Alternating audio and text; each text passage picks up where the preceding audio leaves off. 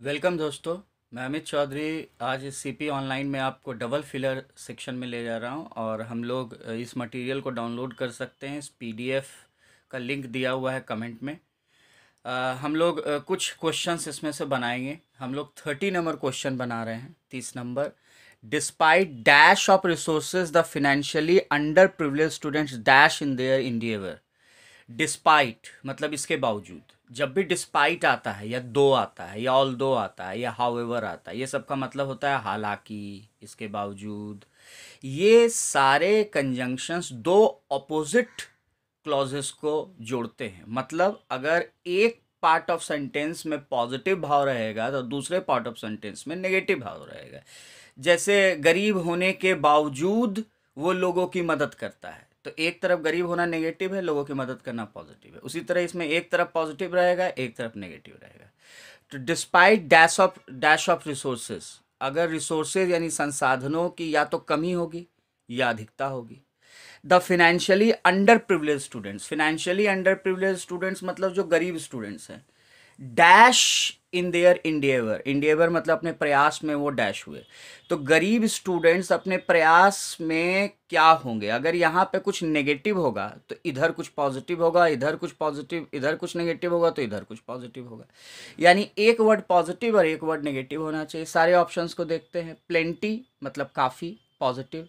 लेकिन फेल्ड मतलब फेल हो जाना, नेगेटिव। तो ये तो पॉजिटिव नेगेटिव है, तो ये लग सकता है। बी में अवेलेबिलिटी, ये पॉजिटिव है। गेव देना, गेव देना ये भी एक तरह से पॉजिटिव वर्ड ही है। दोनों पॉजिटिव हो रहा है। और ऐसे भी यहाँ गेव लगाओगे तो गेव इन देयर इंडिएवर, गेव के बाद इन का यूज करना और उसके बाद प्रयास का यूज करना, तो ये सही नहीं बैठ रहा है। और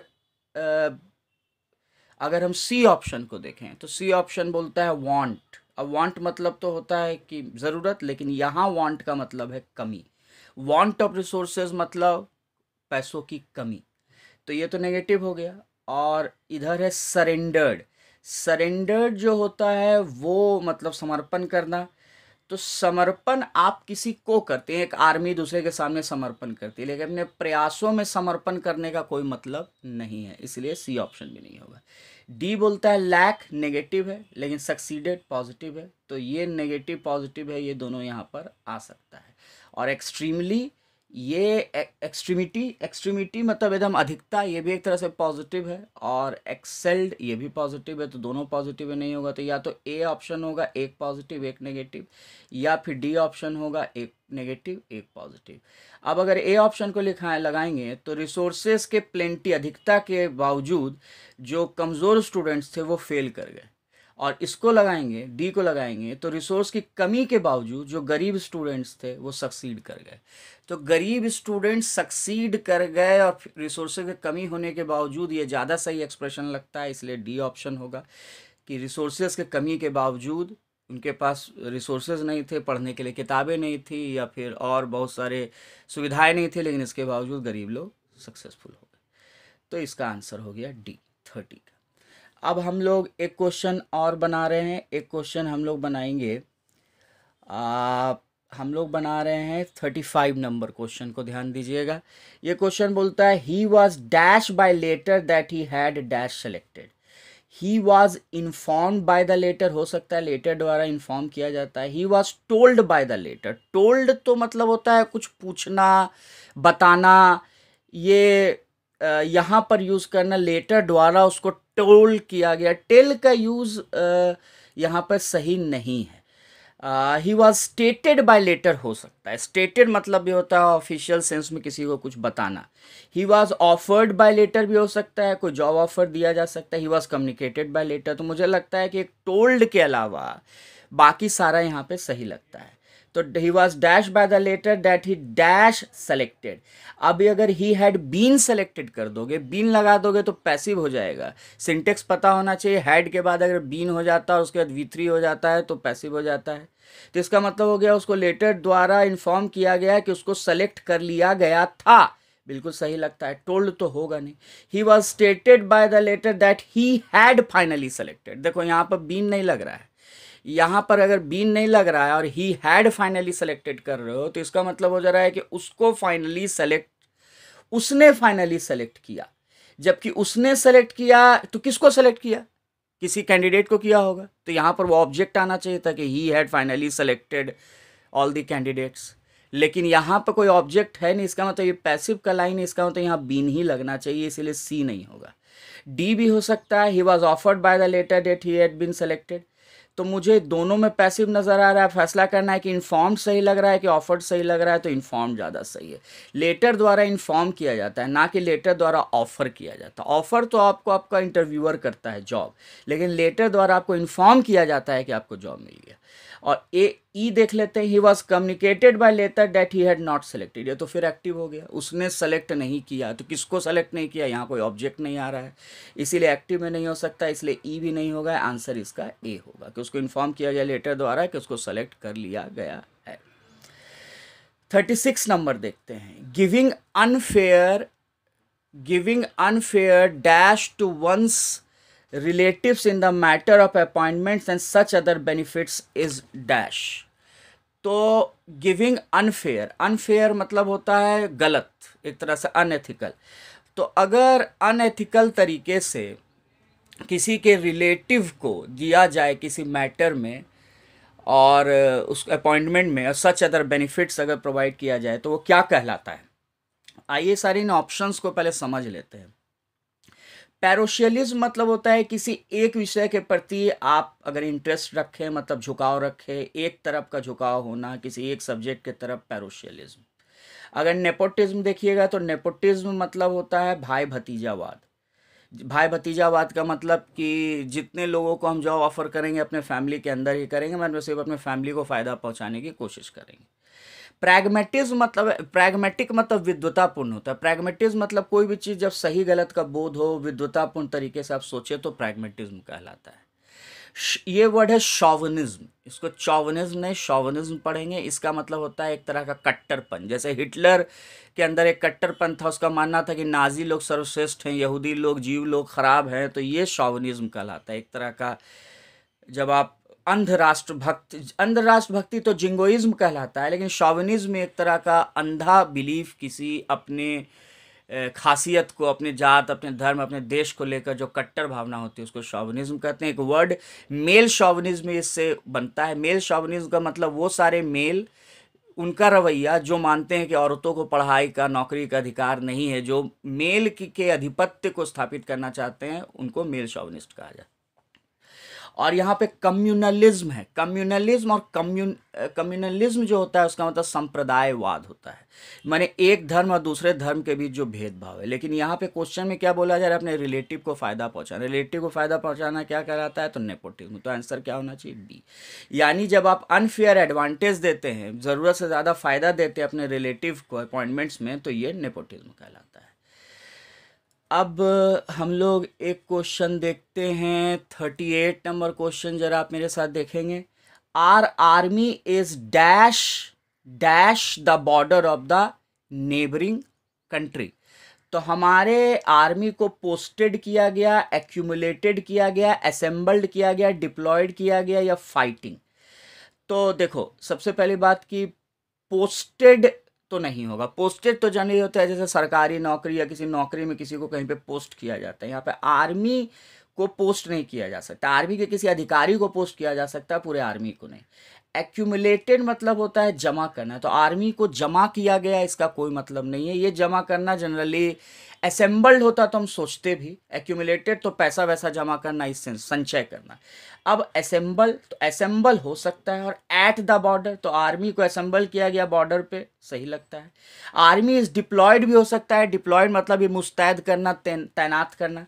तो आर्मी को डिप्लॉय किया गया अलोंग द बॉर्डर, ये भी ठीक लगता है। और the army is fighting on the border, तो यानी कि फैसला कीजिए कि प्रीपोजिशन क्या आएगा।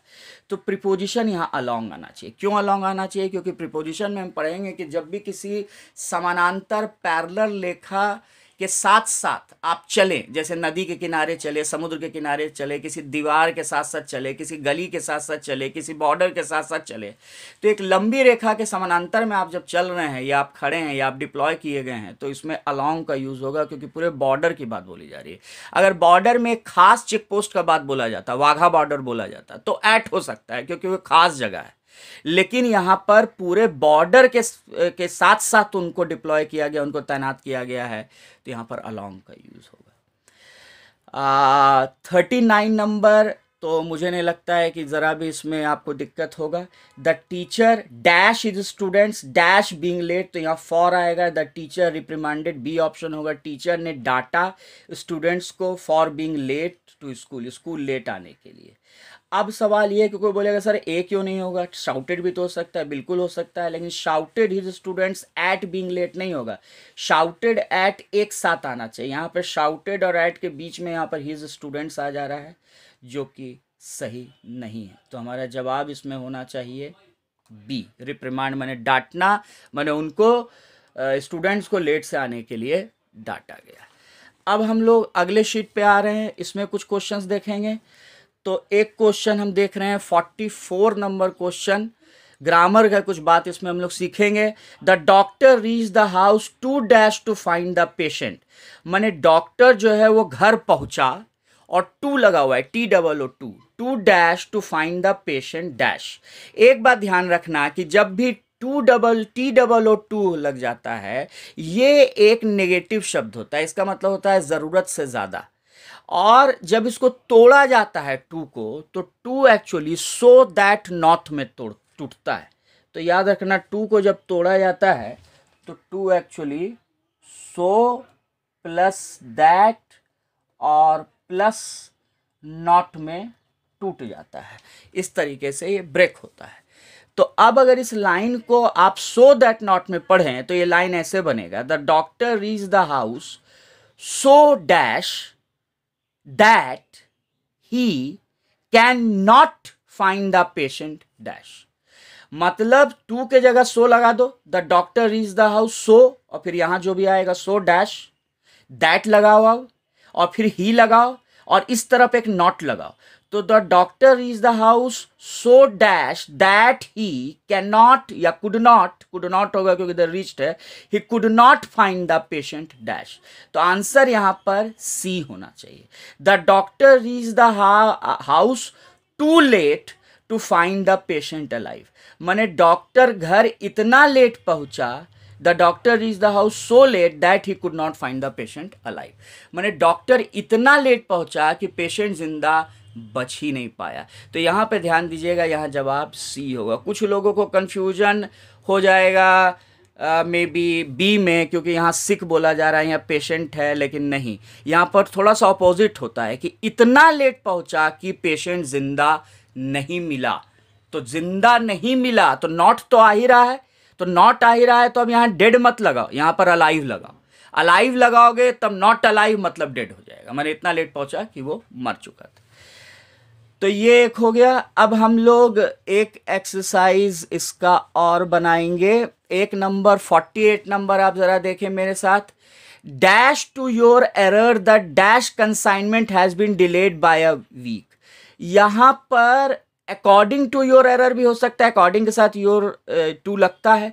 Duly to your error, duly के साथ टू नहीं लगता है। ड्यूली मतलब होता है बहुत प्रॉपर तरीके से जांच परख करके, जैसे आप ड्यूली अटेस्ट करते हैं अपने फोटोग्राफ को या सर्टिफिकेट्स को।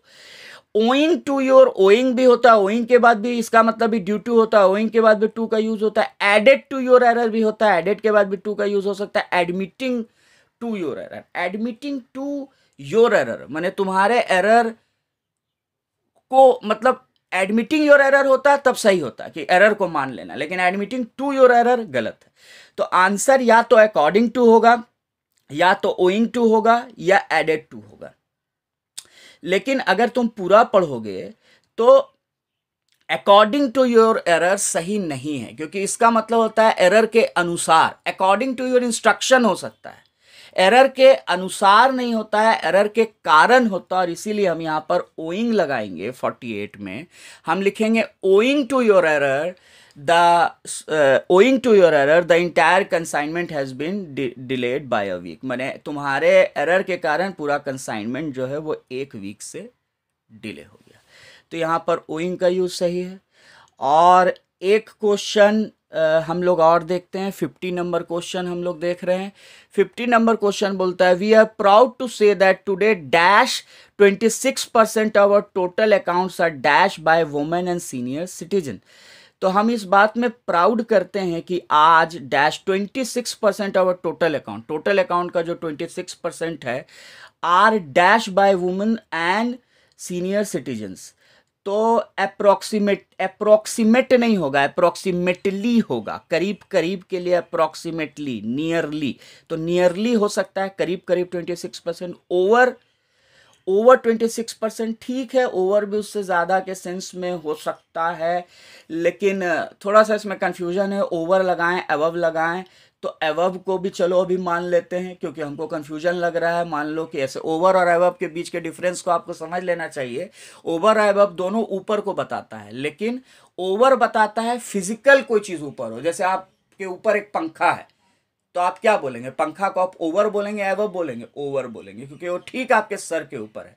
अगर आपके पैर के नीचे कोई कीड़ा आ गया तो आप उसको क्या बोलेंगे? ओवर का उल्टा क्या होता है? जैसे ओवर होता है और इधर अबव होता है, तो अबव मतलब ऊपर और अबव का उल्टा हो गया बिलो। तो ओवर का मतलब ऊपर और ओवर का उल्टा हो गया अंडर। तो अगर कोई पंखा आपके सर के ऊपर है तो आप ओवर बोलेंगे, कीड़ा आपके जूतों के नीचे है तो आप उसको अंडर बोलेंगे। लेकिन कोई चीज एग्जैक्टली अगर आपके सर के ऊपर ना हो, ये आपके लेवल को बताए। जैसे कि अगर आपको बताया जाए कि भगवान है वो हमारे ऊपर है, या अगर आपको बोला जाए कि जिस मंजिल पे आप खड़े हैं, मान लीजिए फर्स्ट फ्लोर पे खड़े हैं, तो सेकंड फ्लोर जो है वो आपके सेकंड फ्लोर के लोग आपके ऊपर रह रहे हैं। तो यहां पर कोई आपके एकदम सर के ऊपर नहीं है। यहां पर पंखा जैसी बात नहीं है कि कोई चीज आपके सर के ऊपर लटका हुआ है। दो लेवल्स को बताया जा रहा है, एक नीचे के लेवल पे है, एक ऊपर के लेवल पे है। जैसे अगर हम बोलें कि पानी जो है वो डेंजर के मार्क से ऊपर पहुंच गया, तो यहां पे एग्जैक्टली कोई सर के ऊपर नहीं खड़ा है, यहां पर एक लेवल की बात हो रही है। जब लेवल की बात होती है, जब सिंबॉलिक सेंस में ऊपर नीचे बोला जाता है तो अबव लगता है और उसका उल्टा बिलो लगता है। और जब सही में सर के ऊपर कुछ होता है तो ओवर लगता है। तो यहां पर अभी चूंकि संख्या की बात हो रही है तो हम यहां पर ज्यादा अच्छा तो लगाना होगा, क्योंकि यहां भी एक संख्या से ऊपर होने की बात हो रही है, तो हम अबव को लगा सकते हैं। लेकिन अभी हम अराउंड को भी चुनते हैं, क्योंकि अराउंड मतलब भी करीब करीब होता है। तो अब हम सोचते हैं कि अप्रोक्सीमेट के अलावा यहाँ क्या लगाएं। तो आगे पढ़ लेना चाहिए कि टोटल अकाउंट्स को आर। अब टोटल अकाउंट्स जो हैं हमारे, तो जरूर किसी बैंक के अकाउंट्स होंगे bye women and senior citizen. तो ये क्या हो रहे हैं, आर के बाद V3 आएगा, तो आर के बाद ऑथराइज्ड। तो क्या बैंक के अकाउंट्स को वुमेन और सीनियर सिटीजन ऑथराइज करते हैं? नहीं, ये तो बैंक के कर्मचारी ऑथराइज करते हैं। क्या मेंटेन हो सकता था अगर ईडी लगा होता, लेकिन यहाँ पर मेंटेन में ईडी नहीं लगा हुआ है। क्या यहाँ ओपन हो सकता है? ओपेंड होना चाहिए था। क्या ऑपरेटेड हो सकता है? बिल्कुल। अराउंड हो सकता है? बिल्कुल, क्योंकि अराउंड मतलब भी करीब करीब होता है। तो we are proud to say that today around 26% of total accounts are operated by women and senior citizen. मतलब आज हमारा जो 26% अकाउंट है वो ऑपरेट किया जाता है सीनियर सिटीजन्स और औरतों के द्वारा। एक क्वेश्चन हम इधर देख रहे हैं, यहाँ पर 53 नंबर क्वेश्चन देखें आप मेरे साथ। A dash reader gets much greater pleasure from reading books than a miser gets in dash money। मतलब कि एक जो रीडर है उसको बहुत ही प्लेजर आता है, मज़ा आता है रीडिंग बुक्स करने से, जितना कि एक माइजर यानी कि कंजूस आदमी को पैसे को डैश करने से आता है। तो मुझे पता है कि कंजूस आदमी पैसे को जमा करता है। तो देखते हैं। अब पावरफुल रीडर क्या हो सकता है? नहीं हो सकता है। रीडर को कभी पावरफुल नहीं बोला जाता है। कभी कभी राइटर पावरफुल जरूर बोला जाता है, पावरफुल राइटर होता है, पावरफुल लीडर हो सकता है, लेकिन रीडर पढ़ने वाला पावरफुल रीडर मैंने तो यूज इसका नहीं देखा है। लेकिन वोराशियस रीडर हो सकता है, क्योंकि वेराशियस मतलब होता है जो बहुत ज़्यादा मात्रा में कंज्यूम करे, कोई बहुत ज़्यादा खाना खाए, बहुत ज़्यादा किताबें पढ़े, तो वोराशियस कहलाता है। डिजायरस रीडर क्या हो सकता है? इच्छुक रीडर हो सकता है। प्रोवर्बियल, प्रोवर्बियल मतलब होता है, प्रोवर्ब मतलब एक तरह का जो एग्जाम्पलरी हो, जिसको एक एग्जाम्पल के तौर पे प्रस्तुत किया जाए, ये भी हो सकता है। और प्रोफाउंड मतलब होता है कि जो बहुत ही ज़्यादा गहरा सोचने वाला, डीप प्रोफाउंड विद्वता से रिलेटेड है। तो यहाँ पे हो तो कोई भी एडजेक्टिव सकता है, मुझे लगता है कि पावरफुल को छोड़ के हम कुछ भी लगा सकते हैं। तो अगला वर्ड देख लेते हैं। अ डैश रीडर, माने जो भी बात हो रहा है, कोई पॉजिटिव बात हो रहा है कि बहुत ज़्यादा पढ़ने वाला reader gets much pleasure from reading book than a miser gets in dash money. तो माइजर गेट्स इन, माइजर को मज़ा किस में आता है? एक्यूमुलेटिंग मनी, के होर्डिंग मनी, के स्टॉकिंग मनी, के स्पेंडिंग मनी, के लेविशिंग मनी। तो माइजर को मज़ा एक्चुअली पैसे को जमा करने में आता है, जमा खर्च करने में तो नहीं आएगा, तो जमा करने में आएगा। तो लैविश मनी हो सकता था, लैविश मतलब बहुत ज़्यादा, लेकिन लैविशिंग है। एक्यूमुलेटिंग हो सकता है, होर्डिंग हो सकता है, या स्टॉकिंग हो सकता है। तीनों का मतलब जमा करना होता है, लेकिन पावरफुल तो पहले में होगा नहीं, इसलिए ए चला गया।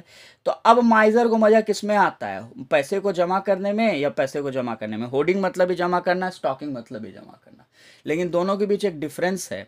होर्डिंग मतलब होता है काला बाजारी के रूप में किसी चीज़ को जमा करना। एक तो होर्डिंग नाउन के फॉर्म में होता है, जो बिलबोर्ड्स होता है, जो आप रोड पे देखते हैं कि पोस्टर्स लगे होते हैं बड़े बड़े, उनको हम होर्डिंग बोलते हैं। लेकिन यहाँ होर्डिंग वर्ब के रूप में आ रहा है। यहाँ एक्चुअली यहाँ जेरंड है, लेकिन वो छोड़िए, मतलब होर्डिंग का मतलब यहाँ पर है जमा करना, कालिया बाजारी, जब अवैध रूप से कुछ जमा किया जाए। और स्टॉकिंग मतलब होता है अपने ज़रूरत के लिए। जैसे अभी जब लॉकडाउन हुआ तो बहुत लोग घबरा के होर्डिंग करने लगे, मैंने ज़रूरत से ज़्यादा सामान जमा करने लगे, जो कि सही नहीं है। स्टॉक करना ठीक है, अपने काम भर कर रख लो, लेकिन जब तुम होर्डिंग करोगे तो किसी को कमी होगी, जो कि सही नहीं है। तो यहाँ पर नेगेटिव सेंस में बोला जा रहा है, क्योंकि माइजर की बात आ रही है, इसलिए यहाँ पर स्टॉकिंग की जगह होर्डिंग को यूज़ करना ज़्यादा सही लगता है, और इसीलिए हम यहाँ पर होर्डिंग लगाएंगे। तो हमने कुछ क्वेश्चंस आज देखे हैं, इसको हम कंटिन्यू करेंगे। सारे सवाल बनाएं, सबके मैं आंसर्स आपको बताऊंगा, और रेज करें जो क्वेश्चंस आप मुझसे पूछना चाहते हैं, और कंटिन्यू रीडिंग करते रहें एडिटोरियल्स का, ये मेरा आपको हमेशा सजेशन है। फिर से मिलते हैं अगले वीडियो में। शुक्रिया, थैंक यू, जय हिंद।